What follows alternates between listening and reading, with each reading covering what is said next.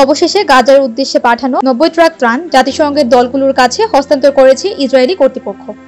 সীমিত পরিসরে অবরোধ তুলে নেওয়ার 3 দিন পর ত্রাণগুলো ছেড়ে দিল ইসরায়েলি কর্তৃপক্ষ। তবে গত 2 দিনে অনাহারে আরও 29 ফিলিস্তিনি মারা গেছে, যাদের বেশিরভাগই শিশু।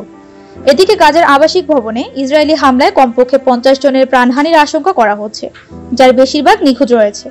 অন্যদিকে অবিলম্বে গাজার সামরিক অভিযান বন্ধে ইসরায়েলের প্রতি আহ্বান জানিয়েছে গ্রিস। তবে ইসরায়েলের প্রধানমন্ত্রী বেনিয়ামিন নেতানিয়াহু ফ্রান্স, ব্রিটেন ও কানাডা হামাসকে উৎসাহিত করছে বলে অভিযোগ করেছেন।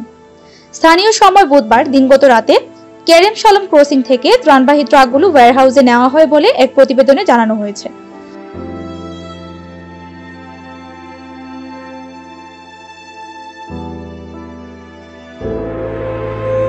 মঙ্গলবার পর্যন্ত গাজা উপত্যকায় ত্রাণবাহী 93টি ট্রাক প্রবেশ করে বলে জানিয়েছিল বিভিন্ন আন্তর্জাতিক গণমাধ্যম।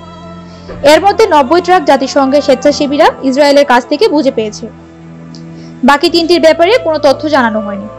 সংবাদ মাধ্যমগুলোর তথ্য অনুযায়ী বৃহস্পতিবার সকালেই বিভিন্ন বেকারিতে ত্রাণের আটা পাঠিয়ে দেওয়া হয়। জাতিসংঘ বলছে, ইসরায়েলি কর্তৃপক্ষ অনুমোদিত একমাত্র পথটিতে নিরাপত্তার অভাবে গাজাবাসীর কাছে ত্রাণ পৌঁছাতে এত দেরি হলো। জাতিসংঘ সমর্থিত ইন্টিগ্রেটেড ফুড সিকিউরিটি ফেজ ক্লাসিফিকেশনের এক মূল্যায়নে বলা হয়, আগামী কয়েক মাসে 5 লাখ মানুষ অনাহারের মুখে পড়তে পারে।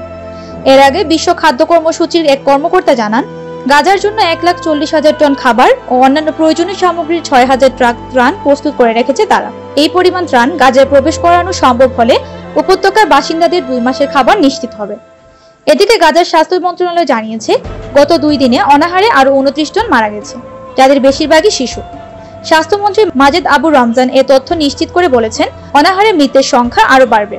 মানবাধিকার সংস্থাগুলো সতর্ক করেছে, পর্যাপ্ত ত্রাণ সরবরাহ নিশ্চিত করতে না পারলে গাজার 21 লাখ মানুষ চরম অনাহারের মুখে পড়বে, বাড়বে অনাহারে মৃত্যু।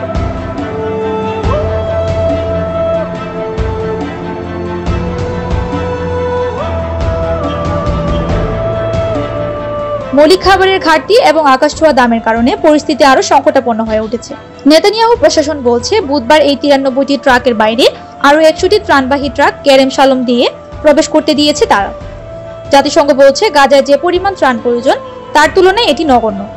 2023 সালের 7 অক্টোবর উপত্যকাটিতে আগ্রাসন শুরুর আগে দৈনিক অন্তত 500টি ট্রাক করে ত্রাণ প্রবেশ করত। বর্তমানে যুদ্ধ পরিস্থিতির কারণে আগের চেয়ে অনেক বেশি ত্রাণ প্রয়োজন, তাই 100 ট্রাক ত্রাণ আসলে তেমন কোনো উল্লেখযোগ্য বিষয় নয়।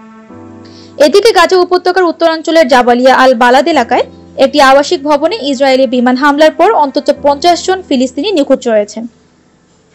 গাজার সিভিল ডিফেন্স কর্মীরা ঘটনাস্থলকে ভয়াবহ হত্যাযজ্ঞ হিসেবে বর্ণনা করেছেন। তারা ধ্বংসস্তূপের নিচ থেকে 4টি মৃতদেহ উদ্ধার এবং 6 জনকে জীবিত উদ্ধার করতে সক্ষম হয়েছেন। তবে 4 তলা ওই ভবনের নিচে আরো 50 জনের বেশি মানুষ চাপা পড়েছেন বলে আশঙ্কা করা হচ্ছে।